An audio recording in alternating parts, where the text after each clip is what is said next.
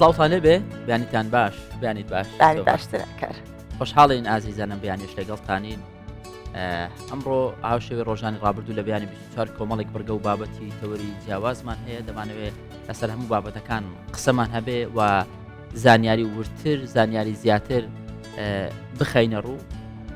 بەیانیان دەستپێک زۆربەی جار ئێمە هەوڵمانداوە بە بابەتی زۆر نەرم دەست پێ بکەین، هەر بابەتی هونەریە، بابەتی ئەدەبیە، بابەتی هۆشیاری ژینگەی و تەندروستی و هەموو ئەم بابەتانە بابەتی نەرمن دەکرێت لە بەیانیانیش باشتر وەربگیرێت. بەڵێ بێگومان چونکە ئێمە ئامانجمانە ئەوەی کە هەیە لە هەکبەی زانیاری ئێوە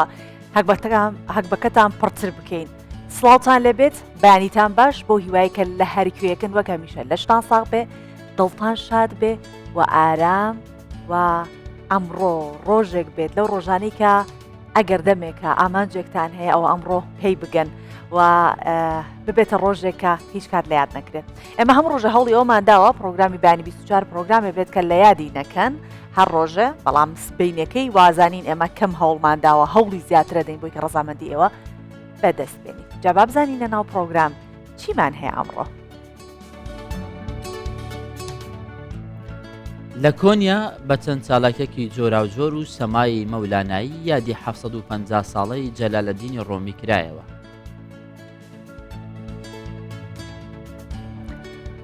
لە فەڕەنسا پزیشکێک بەدەم گۆرانی گوتنەوە نەخۆشەکانی بۆ نەشتەرگەری ئامادە دەکات. ژینگە پارێزانی تایلەند لە ڕێگەی درۆنەوە چاودەری ڕێژەی کاربۆنی دارستانەکان دەکات.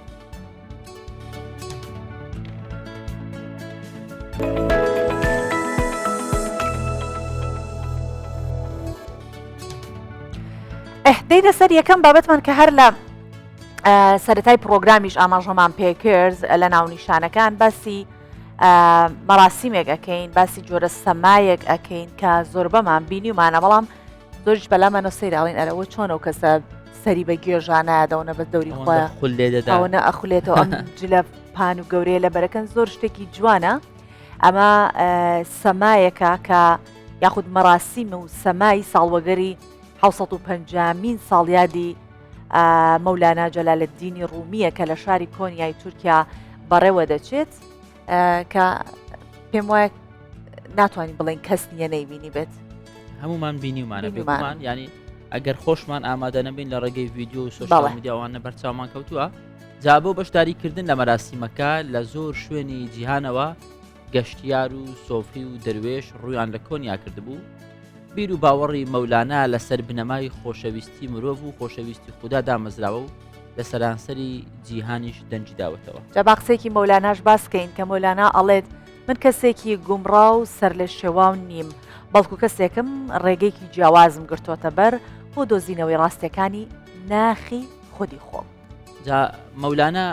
پێی وایە و دەشڵێ هاوڕێیەک بدۆزەوە کە ناخت بشواتەوە لە خۆ دەرخستن پاکت بکاتەوە، چونکە هاوڕێ واتە ئەو قیبلە نمایی کە ڕێی پێدەدۆزیەوە. بەو هیوای هەر یەکێک لە ئێوە هاوڕێکی لەو چشنەتان هەبێ من هەمە. هەفتەی کانونێ ساڵڤەگەرە 705مین یا کۆچە داویە مەولانا جەلالەدینی ڕومیە. لێ مەولانا ئەف شەف وەک شەبی ئاروس، شەوە گیهشتنە خودێ، شەوە داوەتێ بناوکiriye. Ji çar aliyên cîhanê hecî, hezker û geştiyar serdanê dikin. Ji Îranê beşdariyeke zêde dibe.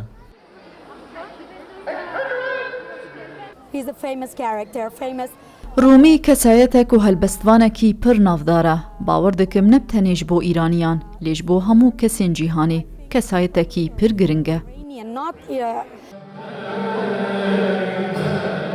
Derwêşên Mevlewî bi kirasên xwe yên dirêj sema digirin û wek perwaneyên rojê dizivrin.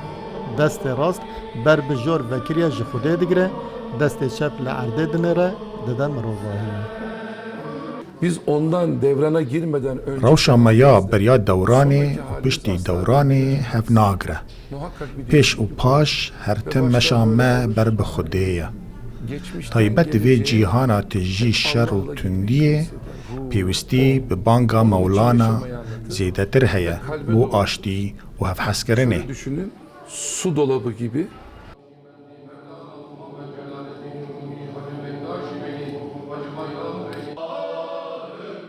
Mevlana eslê xwe ji Efxanistanê ye û ji ber êrişa Mongolan tevî hezaran kesên din ber bi Rojavayê derbeder bûne û li Konyayê bicih bûne. Ji nifşa 22hemîn neviya wî hê jî li ser şopa wî ye. Wek navdartirîn helbesta wî ku felsefeya wî nîşan dide ev e. Were, tu kî dibî dîsa were. Te sedan car jî tobeya xwe şikan dibe, dîsa were. Were nêzik, nêzik were. Ber bi ku veye ew rêwîtiya te. Madem tu ezî, ez jî tu ye. Wê demê çi ye ev, ez û tu. سۆمان لە ڕابردوش چەند جارێک لەسەر ئەم بابەتە قسەمان کردووە و میوانی تایبەتیشمان لەسەر هێناوە بابەتی زیرەکی دەستکرد و ڕۆبۆت و هەموو ئەمانە کە خەریکە بەرەبەرە ڕۆبۆت و زیرەکی دەستکرد لە بازاڕی کار شوێنی مرۆڤ دەگرنەوە و کۆمپانیایەک لە فینلاند ڕۆبۆتێکی دروست کردووە کە کاری گەیاندنی پۆستە دەکات واتە ئەوانەی کە کاری پۆستەش دەکەن ئیشەکانیان لە مەترسیدایە. جا ئەو بردە وردە وەک باسمان کرد جێی مرۆڤ ئەگرێتەوە.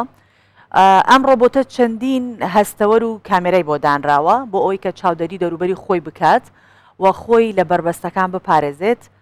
بەو شکڵە دێتە بەردەمی کەسەکە و ئەوەی کە بەدەستێتی پێی ئەگەێنێ.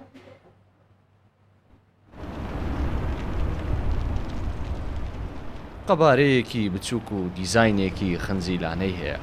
بە شێوەیەک دروستکراوە کە ڕوخسارێکی جوان و دووچاوی هاوشێوەی مرۆڤی بۆ دانراوە. کۆمپانیایەکی بواری ڕۆبۆت و تەکنەلۆجیا لە فینلاند ڕۆبۆتێکی کارەبایی دروست کردووە کە کاری گەیاندن دەکات. ڕۆبۆتەکە چەندین هەستەوەر و کامێرای بۆ دانراوە بۆ ئەوەی لە نێو شەقام و لە کاتی بوونی بربەست خۆی بپارێزێت. Ultrasonic sensors on the side all around covering a 360 پلەی ڕۆبۆتەکە بە هەستەوە ڕۆپۆش کراوە. چەندین کامێرەی هەیە بۆ چاودێریکردنی دەوروبەری خۆی. لەگەڵەوەشدا کۆتا هەستەوەری سەلامەتی لە خوارەوە بۆ دانراوە بۆ ناسینەوەی بربەستە نزم و کەلوپەلە بچووکەکان چونکە ئەگەر لە ناکاو سەگ تۆپ یاخود منداڵێک بێتە بەردەمی دەوەستێت. لە کاتی بینینی ڕۆبۆتەکە لەسەر شەقامەکان دانیشتوانی هێلسینکی دەوەستن و وێنەی دەگرن. ئەم ڕۆبۆتە چەند خولەکێک بەر لەوەی پاکێجەکان بگەێنێت تا شوێنی دیاریکراو لە ڕێگەی کورتەنامەیەک خاوەنەکەی ئاگدار دەکاتەوە. وەرزی کرسمس هەندێک ئاڵنگاریمان بۆ دروست دەکات و زستانیش بە هەمان شێوە ئاڵنگاری زیاتر بۆ ڕۆبۆتەکە دروست دەکات. ئێمە بەردەوام ئامار و زانیاری کۆ دەکەینەوە دەربارەی ئەوەی چۆن بتوانین بۆ نمونە لە کاتی بەفربارینیش پاکێجەکان بگوازینەوە. ئێستا ئەم جۆرە ڕۆبۆتانە لە شارەکانی هێلسینکی، ڤەلەدوەلید، تێسالۆنیکی و بۆلۆنگۆ کار دەکەن. کۆمپانیاکە لە پلانیدایە تا مانگی هەشتی 2024 لە بارسێلۆنا و کارلسوهیش ئەم جۆرە ڕۆبۆتانە بخاتە کارکردن. ئێمە زۆر ئیلهام هەیە ئەتوانی بڵین لە سروشتەوە وەرمانگرتووە هەر لە جوانی ڕێخستنی ڕەنگەکان هەر لە بوونی ڕەنگێکی جوان دروستکردنی تابلۆیەک یاخود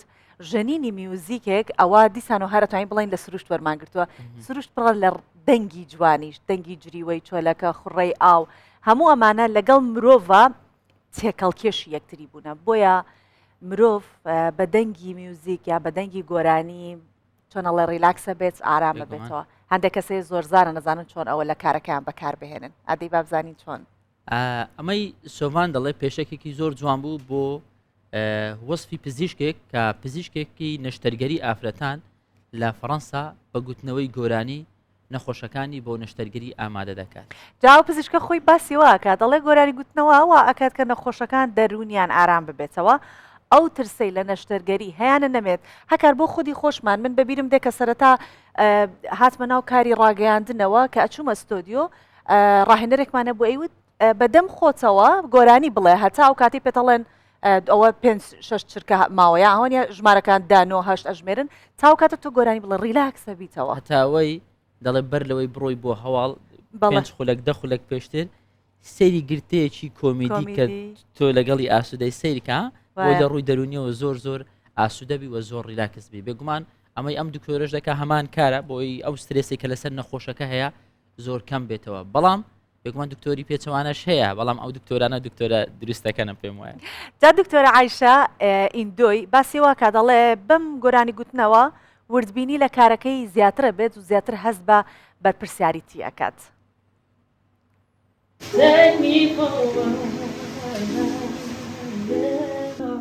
ئەمە ئامادەکردنی نەخۆشێکە بۆ نەشتەرگەری لەلایەن پزیشکێکەوە.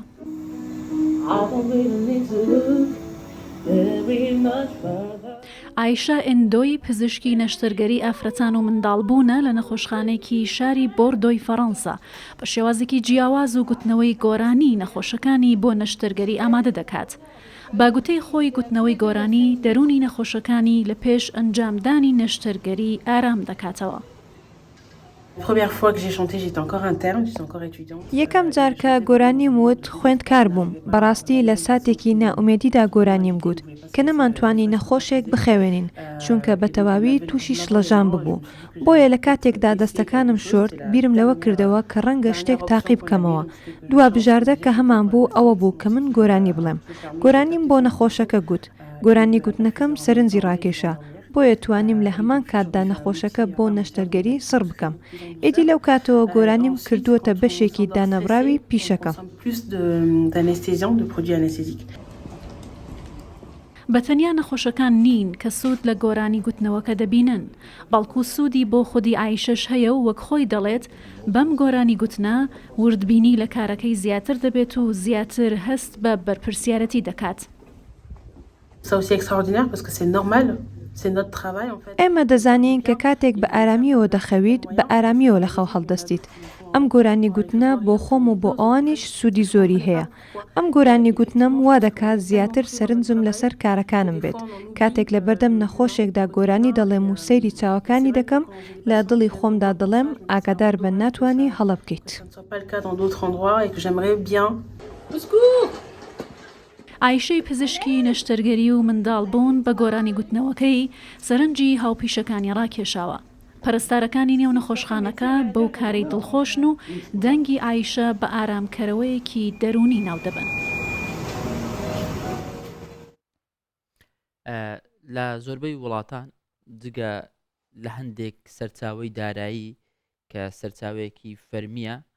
هەوڵ دەدەن سەرچاوی دیکە بدۆزنەوە بۆی سەرچاوەکانیان فرە بکەن و خەڵکەکە سوودی لێ ببینی و دەستی کار زیاتر بێ بەرهەمە کشتتوکاڵیەکان بۆ ئەمە زۆر گونجاوە دەکرێت لە ڕێگەی بەرهەمە کشتتوکاڵیەکانەوە هەلی کار بەڕاخسێنی خەڵکێکی زۆر کاری تێدا بکە و لە هەمان کاتدا کارگەش زیاد بکەیت بگومان کارگەش زیادکردنیش سەرەتا دەکرێت لە شتی زۆر بچووک دەست پێ بکرێت وەکوی لە زانکۆی دیجلەی دیاربەکر بۆ بەرەو پێشبردن و بەخێوکردنی گامێش و سوودەکانی بۆ ئابووری شارەکە پرۆژێکی سەرنجڕاکێش دەستی پێکردووە کە لە ڕێگەیەوە ژمارەی گامێش و بڕی بەرهەمهێنانی شیر زیاد دەکەن. جا لە دیاربەکر 17,400 دانە گامێش هەیە ئەیانوێت گامێشی ئیتاڵی بێنن بۆ شارەکە بە مەبەستی ئەوەی کە زیاتر لە بەرهەمە شیرەمەنیەکانی وەکو ماست و قەیماغ و نفشکی گامێش سوود وەربگرن و بەرهەمێکی زیاتریان هەبێت. با بچین سەری و بابەتە بکەین دڵیشمان چوو بۆ قەیماغ و هەنگوین کە تەواو بوو پرۆگرام بچین قەیماغ و هەنگوین بخۆین. Li Diyarbekirê ji aliyê beşa beytariya zanîngeha Dîcleyê ve bo pêşxistina xwedîkirina gamêşan projeyek dest pêkiriye ku bi vê projeyê tê xwestin sûdwergirtina ji xwedîkirina gamêşan were zêdekirin. Di vê çarçoveyê de akademisyenên beşa beytariya zanîngeha Dîcleyê bi hevkariya saziyên pêwendîdar xebatên xwe dimeşînin. Akademisyen de din zanîn ku ev proje dê sûdê bide aboriya Diyarbekir jî û rê li ber geşepêdana ajalvaniyê jî vebike. Nevbeyna saziyên devletê, üniversite û sanayî hevre gavbavî jin pêşveçûna aboriyê heremê zûtir pêşve diçe. Ajaldariyê gamêşa hema winda dibû saziyên devletê destek didan proje üniversite hemî hevre hêdî dîsa pêşve diçe. Ajaldariye gamêşa گوشت گامشا قایمق توکه گامشا و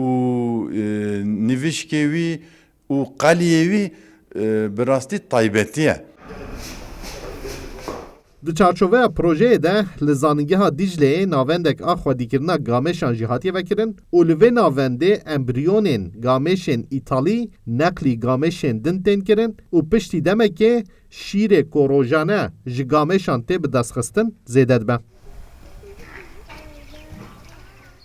Li Diyarbekirê halê hazir 17,400 gameş hene û tê xwestin hejmara gameşan jî were zêdekirin û dema hejmar jî zêde bibe dê di gelek qadên din de jî xwedîkirina gameşan sûdê bide Diyarbekir. Embriyoyê gameşê İtalyanî em ji wan digirin û em neqlê gameşê me ê herêmê dikin. Bi vî havî sakê me ê çê dibin ji sedî not û pênc İtalyanin û em pê bawerin ki ev ê şîrê wan gelekî zêde be. Heywanê me ê li vir zane yanî ê diya wan bavê wan İtalyanin ev ê ji sedî sed em jî pê bawerin ki ev ê zêde bive. Yani heta bihêvînê jê zêdetir jî bive.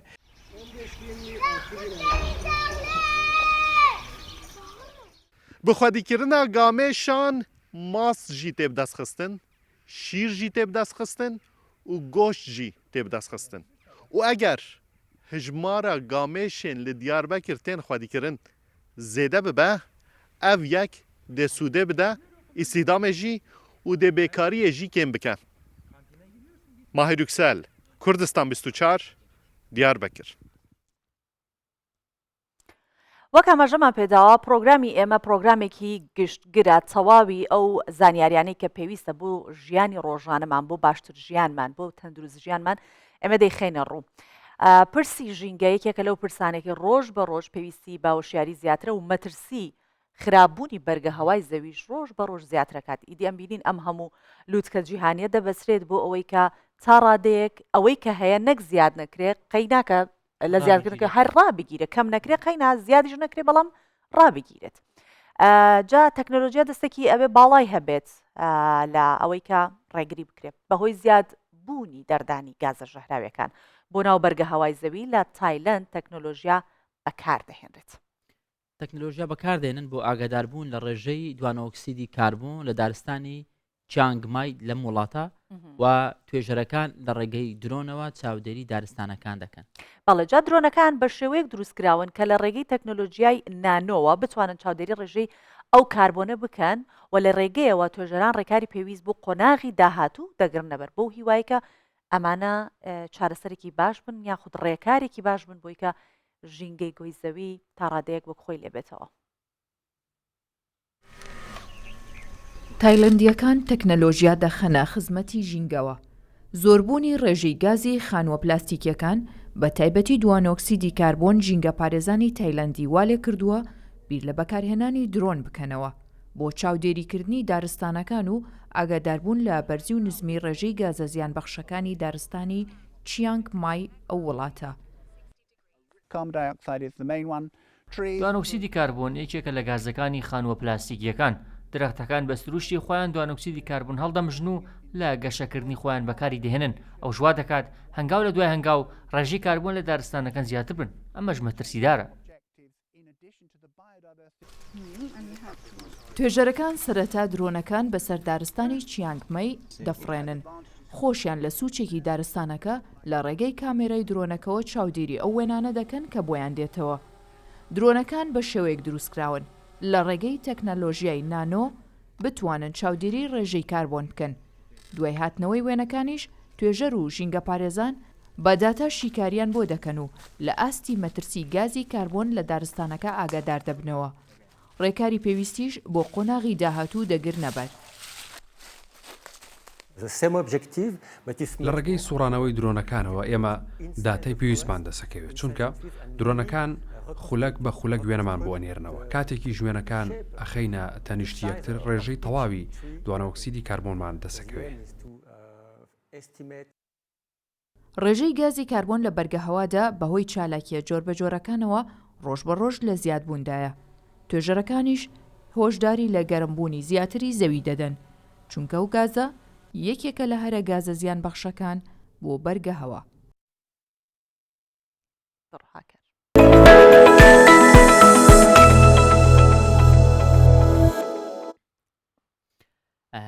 بابەتێکمان هەیە کە کردومانەتە تەوەری سەرەکیمان ئەمڕۆ لە بەیانی 24 بابەتی ویکیپیدیا چۆن دەتوانین بەرهەمەکانمان لە ویکیپیدیا دابنێن و سەرچاوی پێویستمان هەیە لە ویکیپیدیا کورد لە ویکیپیدیا دەوڵەمەندا. ئەمانە هەموو بابەتێکی گرنگ میوانێکمان لەگەڵا شەهید تاهیر نووسەر وەرگێڕی ویکیپیدیا تا ئێستا 579 بابەت و بڵاوکراوەی لە ویکیپیدیا هەیە. کاک شەهید بەیانیت باش و بەخێر بێ. بەخێر هاتی دانی باش. دەمەوێت ئەمن لێرە سوپاسی دامەزرای کوردستان سەر بکەم کە ینی دەوێت بەرچاوڕێکی بداتە خەرچی لە نووسینی وتار لە ویکیپیدیا. سەرەتا ویکیپیدیا ئینسایکلۆپیدیایەکی ئازادە، بەڵام پێشەوەی کە ببوورە بچینە ناو شەرحەکەیەوە خۆی ئەگەر باسێکی ویکیپیدیا بکەین وەک ئاماژەت پێکرد ئینسایکلۆپیدیایەکە کە ئازادە. دەمانوێت بزانین ئەوەی کە لە کوردستان هەیە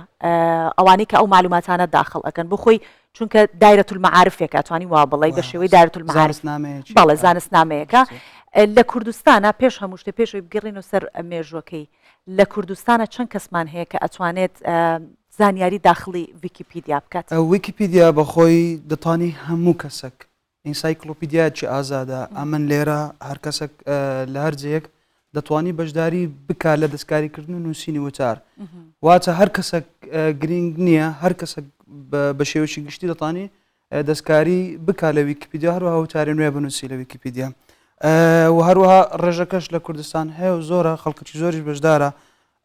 بەژمارەزانی بەژمارت بە نزیکەی چەند هزار کەسێک تا ئێستا بەشداریان کردیا بەس گرنگنی هەمویان چالاک بن نزیکەی سەر و سەد چالاکی سەر و سەد ئەندامی چالاک هەیە لە ویکیپیدیا. بەڵام ئێستا گرنگ ئەوەی وتارەکانی ویکیپیدیا 52,000 وتارە لە ئێستادا بە ئامانجی گەیشتنی 100,000 وتارن ئینشاءڵڵا لە ماوەکی نێزیک. و هەروەها ویکیپیدیا بەخۆی ئینسایکلۆپیدیایەکی ئازادە، هەموو کەس دەتوانی بەشداری تێدا بکات، داخراو نییە، دەتوانانی دەستکاری زانیاریەکانی بکەی هەر کەسێک کە بێوێ زانیاریەکانیان وتارێک دەوڵەمەند بکات لە ویکیپیدیا. باشە کاک شەهید کەسێک کە دەوێت بابەتێک بڵاو کاتەوە یان بابەتێک لە ویکیپیدیا دابنێت پێویستە یوزەرێکی تایبەتی هەبێت یان چۆنە ڕێو شوێنەکەی؟ بەڵێ زۆر باشە. ئێستا پێش وەختە ویکیپیدیا لە 15 کانونی دووەمی 2001 لەلایەن جێمی وڵزەوە دامەزرا سەرەتا بەس بە زمانی ئینگلیزی بوونی هەبوو. پاشان پاشی ساڵک تقریبا 18 زمان و 20,000 وتاری تێدا بڵاو کراوە و لە ساڵی 2004 ویکیپیدیای کوردی دامەزرا کە ئەو کاتی ویکیپیدیای کوردی ناوەندی ویکیپیدیای کورمانزی یەک ویکیپیدیا بن هەتا ساڵی 2009. لە پاشی ساڵی 2009 ویکیپیدیای کوردی ناوەندی بەهۆی چەند کێشێک و شێوازی نووسینی جیاواز بۆ لە ویکیپیدیای کوردی کورمانجی. لەو کاتیەوە ویکیپیدیای کوردی ناوەندی وتار و بابەتی جیاواز دەنووسی، هەر کەسێک دەتوانی ببتە ئەنجام و وتاری نوێ لە ویکیپیدیا بنووسی. لە ئێستادا ویکیپیدیا بەگشتی 52 ملیۆن وتاری تێدا هەیە بە 326 زمانی جیاواز کە 306 زمانیان چالاکن لە ئێستادا. ویکیپیدیا کوردی ناوەندیش یەکێکە لەو ویکیپیدیا چالاکانی کە ئێستا لە ئەنتەرنێت بوونی هەیە. دروستکردنی یوزەر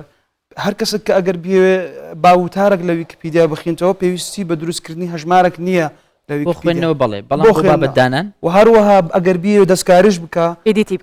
دیدیتی بکە زانیاریەک زیاد بکە لە وتارەکان پێویستی بە دروستکردنی هەژمار نییە لە ویکیپیدیا. بەڵام ئەگەرە تو کەسێکی بتەوێ وتارێکی نوێ بنووسی لە ویکیپیدیا ئەو کاتە تو پێویستە هەژمارێکی دروست بکەی لە ویکیپیدیا بە ناوی دڵخوازی خۆت. و ویکیپیدیا جیاواز لە سۆشیال میدیایەکانی دیکە مزەمت ناکە ئیجبارت ناکە بەوەی کە ئیلا دەبی یوزەرشی فەرمیت هەبی گرنگ نییە بە هەر ناوە کە ئەتوو دڵخوازە لەکنە دەتوانانی بەشداری بکەی، بەڵام بە مەرجێک ڕەکلامی نەبی ناوەکە کۆمپانی نەبی ناوەکەت سوکایەتی کردن نەبی بە ئەندامەکانی دیکە ویکیپیدیا یا خود ناوەک نەبی کە ئەندامەکانی ویکیپیدیا پێشتر هەیان بی و چالاک بی ئەو ئەنجام باش کاک شەید سەرەتا کە ویکیپیدیا دامزرا پێش ئەوە بە 2-3 ساڵ ئەگەر هەڵە نەبم لە ناوەکەی ناوپیدیا بوو شتێکی لەو بابەت و 2 کەس دایاننا بەڵام لە ماوەی 3 ساڵەکە تەنیا 20 وتاریان دانا سەریان کرد پارێکی زۆری تێ ئەچێت و ئەو کەسانیش کە ئەبێ معلوماتەکان دابن ئەبێ کەسێک بێ کە هیچ نەبێ پرۆفیسۆرێکی هەبێت ڕێک ئەوە جێمیڵز و دارین هەر هەمان دامەزرێنی دووبارەیان کردەوە ویکیپیدیا بوو ئەوە بەڵام ئەو کاتی لە بۆ تایبەت لە بۆ ئەو کەسانە بۆ کە زانا و پرۆفیسۆرەکان هەرە هەبواە مەبەستم چییە لێرە مەبەستم لەوەیە کە ئەو کاتە ئەبواە کەسێک بە پسپۆڕایەتی و بە زانایەتی شتێکی دابنای بەڵام پێچووی زۆر بووە ڕێکوە ئێستا بە شێوەیەکە کە وتارێکی زۆردانرێت وەک ئاماژەت بە ملیۆنا وتار هەیە بەڵام ئەمێ بڵێم ئەوەی کە هەیە خەڵک ئەتوانێت وەکو سەرچاوێکی زانستی ئەگەر بۆ نمونە لێکۆڵینەوەیەکی هەیە چۆنەڵێ بەحثێکی هەیە ئەیکات شیکاریەکی هەیە ئەیکات ئەتوانێت پشت بەوە بەسێکە خەڵکێکی ئاسایی منم تۆی حەکارە دای ئەنێت بێگومان ویکیپیدیا دەتوانێت وەکو سەرچاوک بەکار بهێنرێ وەکو سەرچاوکی سێم ئێستا چ شتێک لە ویکیپیدیا دەکرێتە سەرچاوە ئەوە گرینگە چونکە کە وتارێک دەنووسرێت لە ویکیپیدیا پێویستە سەرچاوی هەبی هیچ وتارەکە هەموو ئەو وتارانەی کە بێ سەرچاوانە پۆلی تایبەتیان لێ دەدرێت کە ئەو وتارە بێ سەرچاوەیە ئاگاداری خوێنەر دەکرێتەوە کە ئەو وتارە بێ سەرچاوەیە بەڵام لێرە ئەگەر مەسەلەن نەمە باسی ویکیپیدیا بکەین ویکیپیدیا سەرچاوی کردە 3 بەش کە ئەتوو بتەوێت سەرچاوی دابن چ شتێک ویکیپیدیا دەکاتە سەرچاوە لە بۆ خۆی یەکەمینیان ویکیپیدیا سەرچاوە سەرچەکانی هەیە ئەو سەرچاوە سەرچەکانە بۆ نمونە کابراێک لە ناو ڕووداوەکە ڕوودەدا لە ناو ڕووداوەکە نووسراوی ئەو کەسێک کە لە ناو ڕووداوەکەیە جا بە هەر شێوێک بنووسراوەکە یان گفتوگۆ یان قسەکردنی ئەو کەسە دەبێتە سەرچاوە لە بۆ ئەو ڕووداوەی کە ڕوویدا بەرمەنە کوردستان 24 ڕووداوەک ڕوودەدا کوردستان 24 ڕۆماڵی دەکاتن لە ویکیپیدیا ڕۆماڵی تایبەتی کوردستان 24 دەبتە سەرچاوەشی فەرمی لە ویکیپیدیای قبوڵی دەکات ئەو کەسێک کە دای دەنێ ویکیپیدیا کاتە ئەشترێ وەکو سەرچاوە کار باشە بەڵێ ئەوە بەشی یەکەمی سەرچاوە سەرچەکانمان هەیە ئەوە ڕاستەوە خۆ لەناو یاخود پسپۆڕێک لە بوارەچی تاقیکردنەوەی خۆی دەکا پسپۆر لە بوارەچی تاقیکردنەوەی خۆی دەکا ئەو تاقیکردنەوەیە کە دوایە بڵاوی دەکاتەوە ئەوە دەبتە سەرچاوی سەرچی هەروها بەشی دووەمی سەرچاوەکانی ئاستی دووەمە گۆڤارێک یاخود دامەزراوەک هەڵدەستی ئەو تاقیکردنەوەی کە پسپۆڕەکە کردیتی پێداچوونەوەی لۆ دەکاتن ئەوە دەبتە سەرچاوەک ئاستی دووەم یعنی وەکو سەرچاوە سەرچەکەی نییە بەس دەبتە و ئەوەش قوبڵ کراوە لە ویکیپیدیا ئەو کاتی ینی ئەو سەرچاوێش دادەندرێت لە ویکیپیدیا و دەتوانرێت وچی ئەوەی سەرچاوی ئاستی سێەم چییە کە ویکیپیدیا قوبڵی دەکاتن ئەویش زانستنامەیەک یان کۆگایەکی زانیاری یان وێبگەچی زانیاری کە هەڵدەستی پێداچوونەوەی ئەو گۆڤارەی کە پێداچوونەوەی کردیە دەربارەی تاقیکردنەوەی پسپۆڕەکە واتە یەکەم سەرچاوی سەرچیمان هەبوو کە پسپۆڕەکە تاقیکردنەوەی کردبوو دووەم گۆڤارێک کە پێداچوونەوەی کردبی سێەم کۆگایەکی زانیاری زانستی نامەکە بە پێشێوەی پخت بڵاوکراوەی گۆڤارەکەی بەکاردێنی ئەوە دەبتە سەرچاوی ئاستی سێم بەڵام وەکو یەکەم و دووەم نییە خۆی ویکیپیدیا سەرچاوی ئاستی سێمەکە ئێستامە باسی دەکەن یعنی دەتوانانی وەکو سەرچاوە بەکاری بهێنی ویکیپیدیا کاکشید گوتت دەکرێت بە ناوی خوازراوت بە ناوێک کە خۆت پێت خۆشە بابەتەکان بڵاوکەوە باشە لێرەدا سانسۆر چی لێدێ من بە ناوێکی خوازراوە دێم وشارێک دەنووسم ویکیپیدیا چۆن دەزانی ئەوە منم بەڵکو من شەهیدم من سۆڤانم چۆن سانسۆر دەکرێت بابەتەکان لە ویکیپیدیا وەکو باسم کرد ئیلزام نییە ینی مەجبورنی بە دروستکردنی هەژمارەك بە ناوەکی فەرمی خۆت گرنگ نیە هەر ناوە کە دەتەوێت بەشداری پێ بکەی ناوی دڵخوازی خۆتە ئەوەش بە ئامانجی ئەوەی کە زانستنامەکە زیاتر دەوڵەمەندتری بە زانست و زانیاری لێرە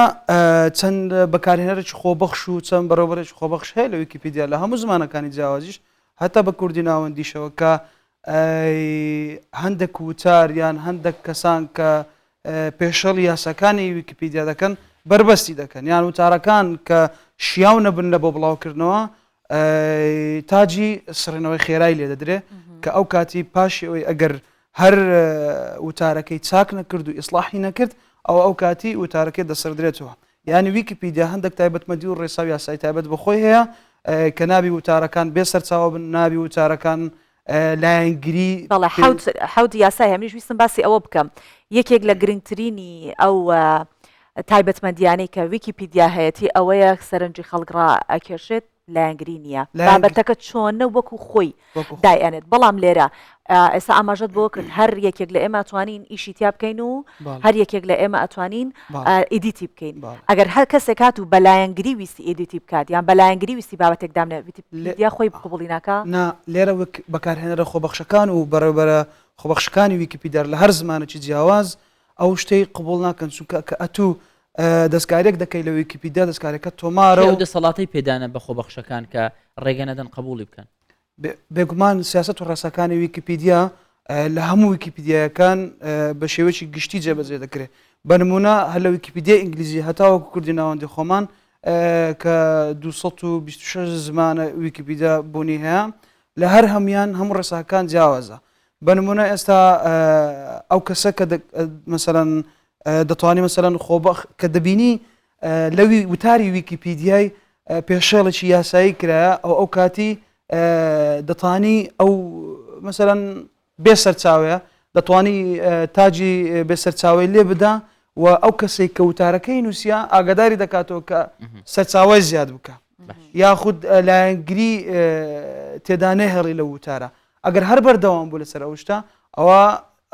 وتارەکەی دەسەردرێتەوە لە ویکیپیدیا دەبێت بێگومان دەبی بەردەوام دەستکاری بکە و هەر کەسێک بیەوێ بە ئارەزوی خۆی دەستکاری بکاتن ئەوە ناتوانانی دەستکاریکە بنمونە وتاری کورد لە ویکیپیدیای کوردی ناوەندی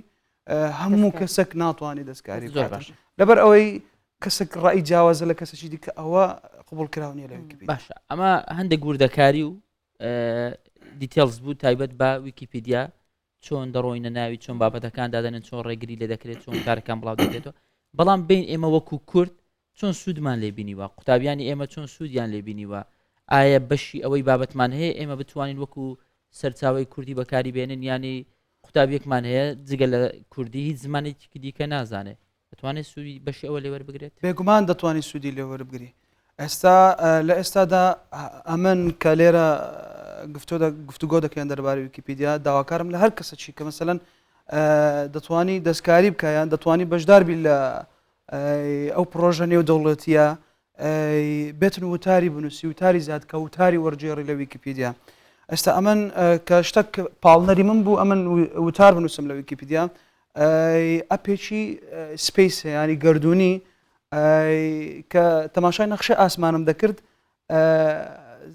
گرتم لەسەر ئەستێرەک یانگەل ئەستێرەك دەکرد زانیارەکان هەمووی هەبوو بە ئینگلیزی دەتوانی بە هەر زمانەکی دڵخوازت زانیارەکان بخینەوە لەسەر ئەو ئەستێرە وگەل ئەستێرە کە گرتم دەکرد ئەو ئەپا پشتی بەست بوو ویکیپیدیا پشتی بەست بوو بە ویکیپیدیا کە تەماشام دەکرد تێیدا نەبوو کوردی خۆمان چۆم لە ویکیپیدیا ئەو وتارم زیاد کرد کە ئەمن لە ئەپەکەی دەمویست بخێنەوە دەربارەی زیادم کردو ئێستا لە ئەپەکەی زانیارەکانی ئەو ئەستێرە و گەلەستێرە بوونی هەیە زیاتر ئەمنش دەربارەی گردردون دەنووسم لە ویکیپیدیا جا هەر کەسێک ئەوەی کە حەز و خولیای لە هەر بوارەی جیاوازی هەیە پزیشکی زانستی مێژووی کللتوری هەر کەسێک حەزی لە هەر بوارەی لە هەر ئارزومەندە لە هەر بوارەی شارەزایی لە هەر بوارەی هەیە دەتوانی وتار بنووسی لە ویکیپیدیا و وەرجێڕیشی لەو بکات درستە جا لە وڵاتانی کە زۆر سێرچەکەن لەسەر ویکیپیدیا ئیسپانیا یەکەمە دوای ئەوە وڵاتی چین دێت بەو هیوایم کە لە ناو کوردجا ئەوەندە ئێمە بابەتمان هەبێت کە ئێمەش بچینە ئەو ڕیزبەندانەوە لە ڕیزەکە دابین ئێستا ئامانجیمە زیادکردنی وتارەکانە بەنمونە کەسێک هاوزمانی خۆمە گەڕان دەکات لە ئینتەرنێت لەسەر بابەت و ناونیشانەک ئامانجی من ئەوەیە کە بە هەموو زمانەکان زانیاری وە دەست دەخات دەربارەی ئەو شتێک کە ئەو گەڕانی لۆ کردیا پێم خۆش دەبی کە زمانی کوردیش هەبی ئێستا ئەمن کە پتر لە 450 وتارم لە کۆی نزیکێ 600 وتارم دەربارەی گردوونە ئارەزووی من لەوەی ڕنگ دەداتەوە کە مەسەڵەن کەسێک ئەگەر گەڕام بکە دەربارەی گردوون بۆ شای ئاسمان زانیارێکی وەدەست بخە کاکشید کاتە پرۆژەتان چییە ئێوە کۆمەڵی ویکیپیدیای کوردستان پرۆژەیەکتان هەبێت لە 2024 لە ئێستادا شتێک بکەن کە لە ئێستادا لە کانونی یەکەمی لە کانونی دووەمی 2023 کە ئێستا ئەمە ئەو مانگەی تێدا بکرێنەوەتە یەکی 12 هەتاوەکو سیوێکی 12 2023 ئەمە پێشبڕکێک هەیە لە ویکیپیدیا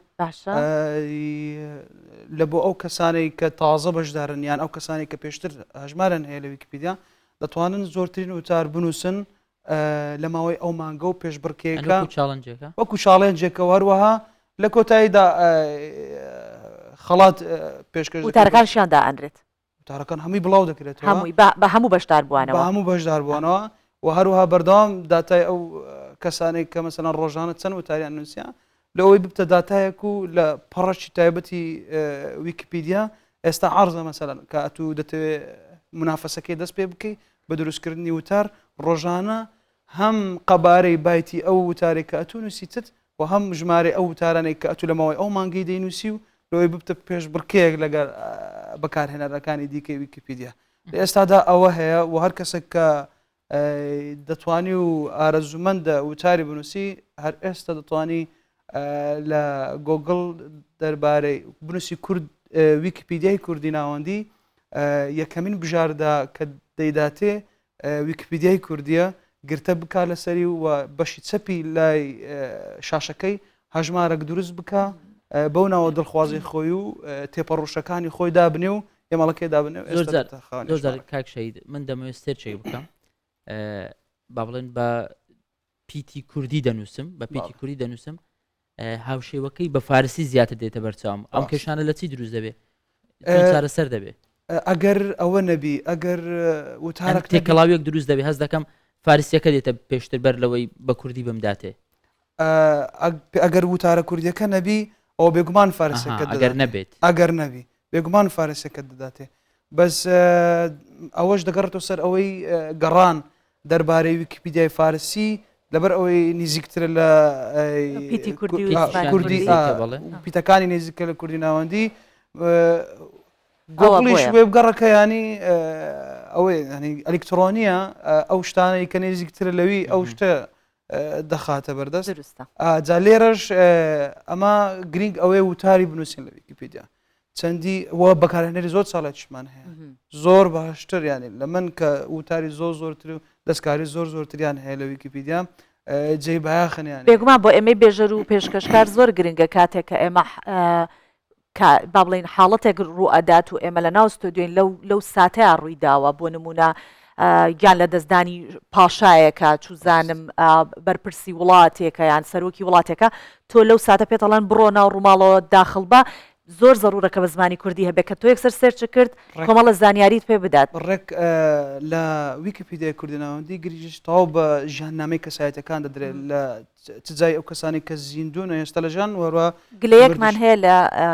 ویکیپیدیا هی ئەوە نەبەسەر بەگشتی لە 18 کاتێک کە بایۆگرافی کەسەکان دەرەخات لە 18 بەسی ئافرەتانە هەر هەمووی هی پیاوان و باسی پیاوانە خۆتان داخڵکەن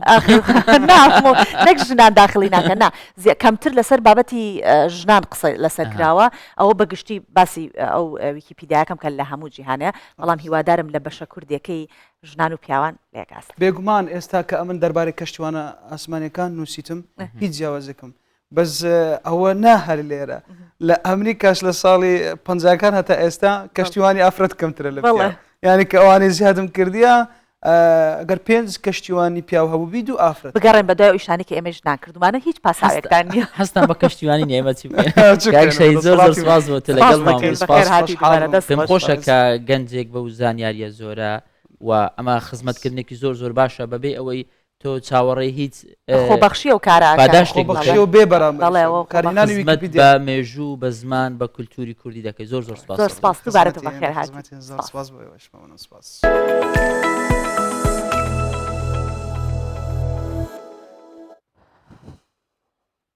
هەکار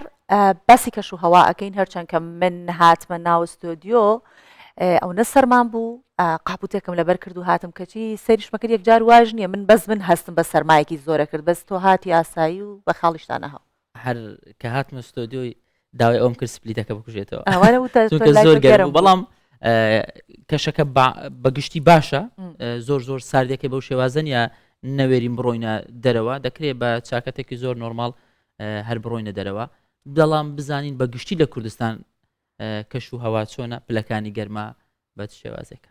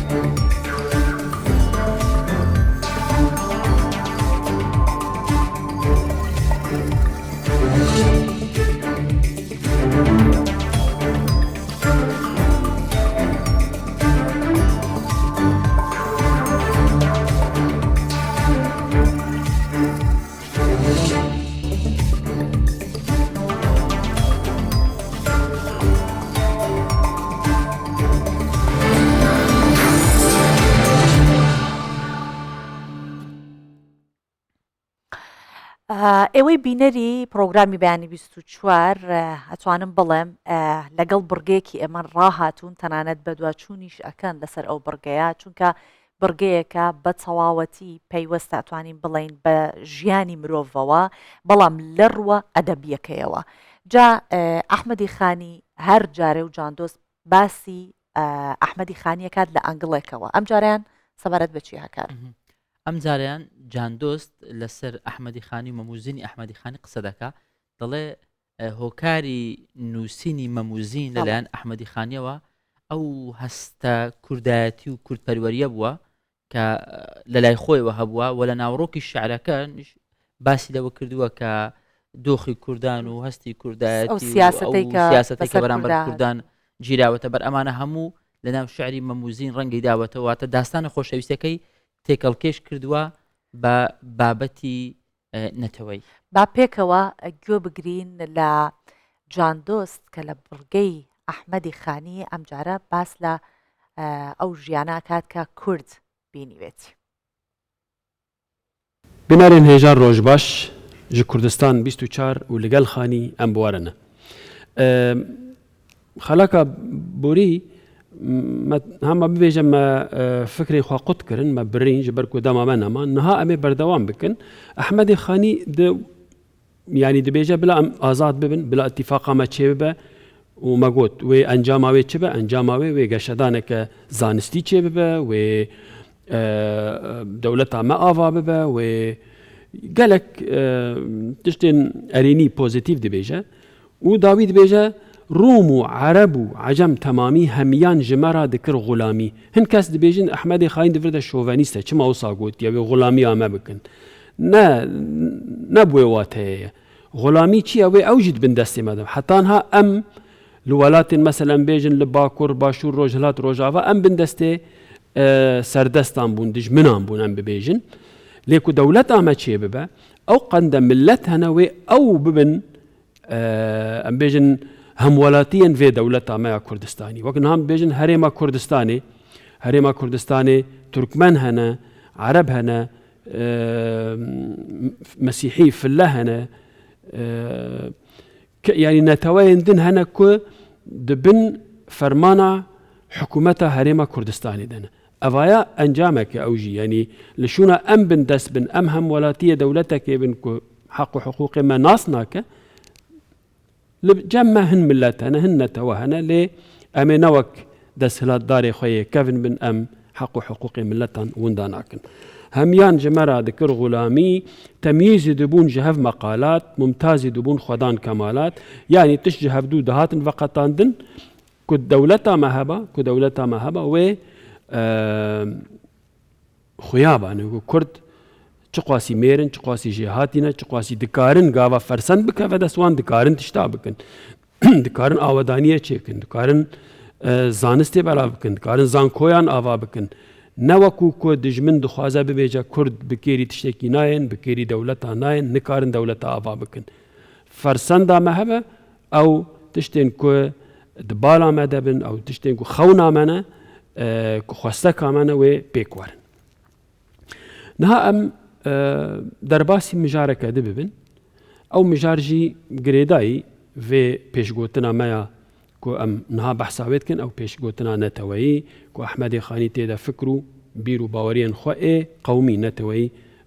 raxistin li ber me raxistin Ehmedê Xanî dixwaze ji me re bêje çima wî memûzîn nivîsî hedefa wî çi bû armanca wî çi bû daxwaza wî ji nivîsandina memûzînê çi bû memûzîn berê hebû memê alan wekû stiran wekû destan di nav Kurdan de navdar bû bi delîlê ku Melayê Cizîrî behsa memûzînê kiriye Melayê Cizîrî li berî Xanî hebû mûyekî ez ji te nadim bi 200 zîn û şirînan çi dibit ger tu hesê bikî me bi Ferhad û memê ewa Cizîrî dibêje dîwana xwe de lê Ehmedê Xanî hat ew memûzîna di nava xelkê de ku li dengbêjan li civatan digot lembêjin li meclisê mîran digot li paşayan axayan nizanim kê digot bi devkî bû Ehmedê Xanî hat nivîsî çima sebeb çi ye em ê niha guhdarî bikin Xanî ji kemalê bê kemalî meydana kemalê dît xalî yanî ne ji qabilî û xebîrî belkî bi teassub û eşîrî hasil ji înad eger ji bêdad